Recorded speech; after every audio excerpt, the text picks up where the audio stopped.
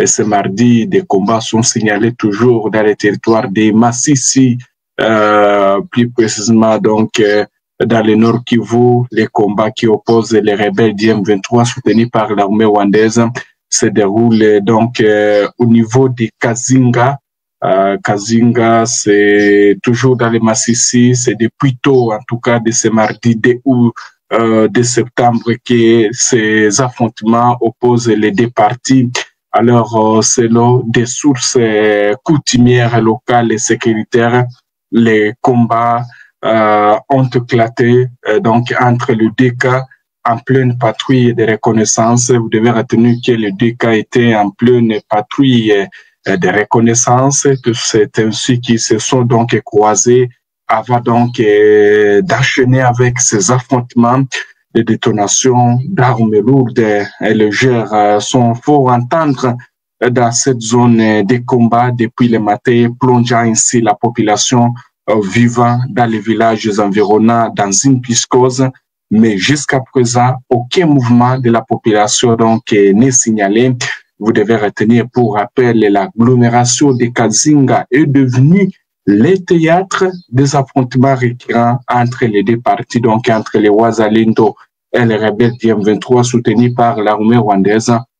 Les rebelles du M23 qui chercheraient aussi donc à éteindre leur zone d'influence dans le territoire de Massissi, parce que jusque-là, une grande partie donc des Massissi reste contrôlée par les forces du Wazalendo.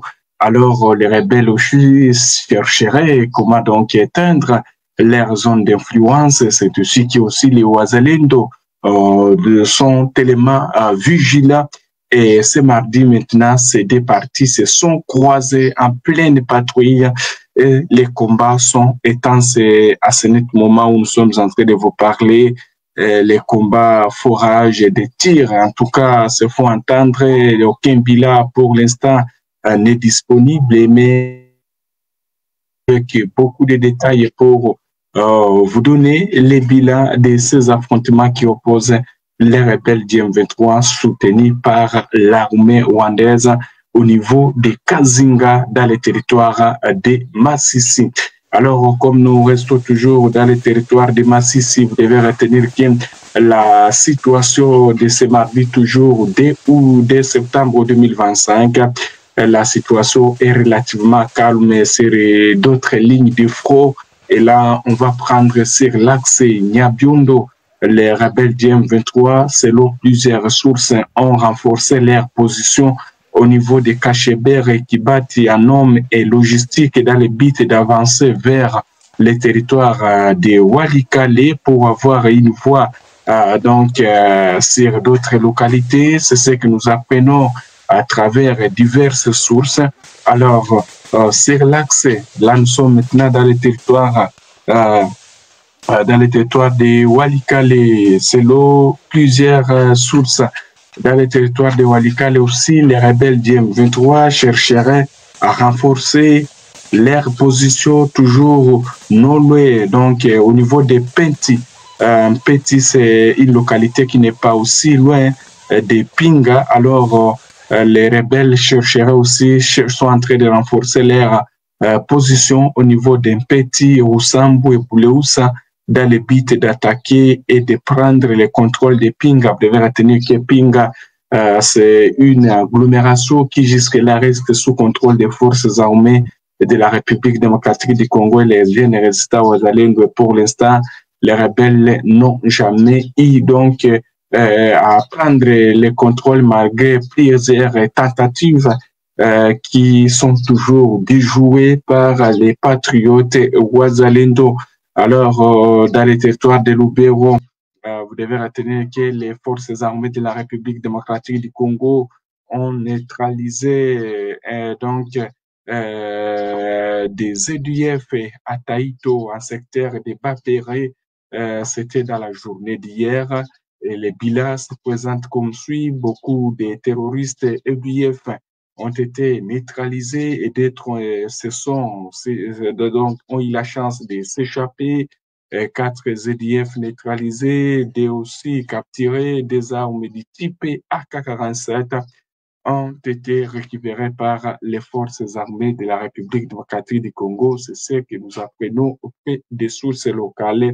Alors que donc Guido Chimurai appelle voilà, la population à plus de vigilance et à signaler tout cas suspect et surtout de continuer à faire confiance aux forces armées de la République démocratique du Congo et aux volontaires pour la défense de la patrie qui ne ménagent aucun effort pour protéger l'intégrité du territoire, donc l'intégrité territoriale de la RDC. C'est ce qu'il a dit donc hier, Guido Chimurai, avec ces hommes qui continuent à combattre les rebelles du M23 soutenus par Kigali dans la province de Nord Kivu, plus précisément dans les territoires aussi de Walikale où d'ailleurs aux côtés des autres Wazalendo, donc il bloque l'avancée des rebelles du M23 soutenus par l'armée rwandaise. Verdict du procès Mutamba, dispositif sécuritaire renforcé à la Cour de cassation. Mais moi, j'ai pas vu ça. Papa, je vous montre ma lettre d'ailleurs. Non, dans les signataires, il n'y a pas beaucoup. Moi, s'il y en a,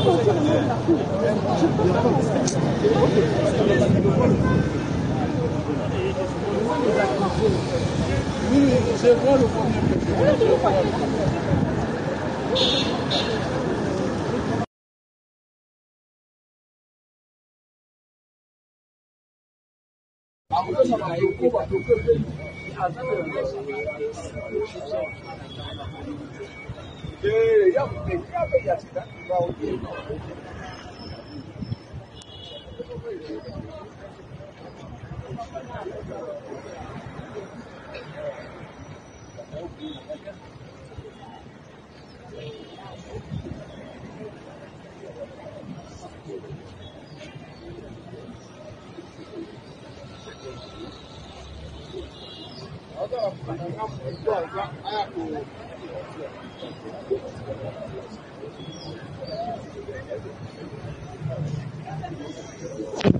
À la Cour de cassation, avocats et journalistes sont déjà sur place, dans l'attente du verdict du procès opposant le ministère public à Constant Mutamba, tandis que les juges ne sont pas encore arrivés.